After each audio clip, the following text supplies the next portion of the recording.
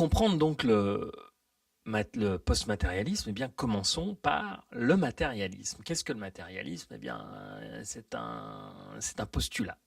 Le matérialisme repose sur un postulat, et j'insiste, un postulat, pas un fait établi, selon lequel la matière est première, et que, en se complexifiant, elle produit de la conscience. Autrement dit, notre cerveau, composé d'atomes d'hydrogène, de carbone, d'oxygène, serait capable, par pur hasard biologique, de générer la conscience de soi.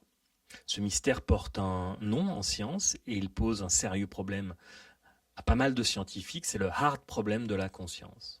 Et jusqu'à aujourd'hui, personne, mais vraiment personne, n'a su le résoudre. Notamment parce que, évidemment, la science tente de trouver la réponse dans un cadre strictement matérialiste. Et oui.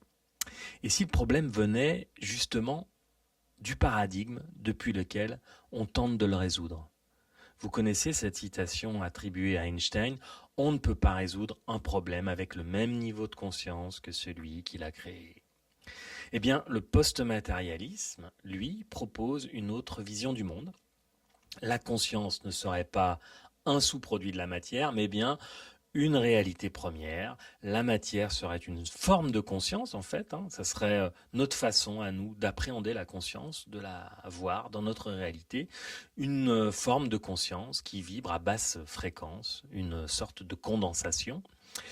Et eh bien nous percevons cette réalité dense à travers nos sens limités.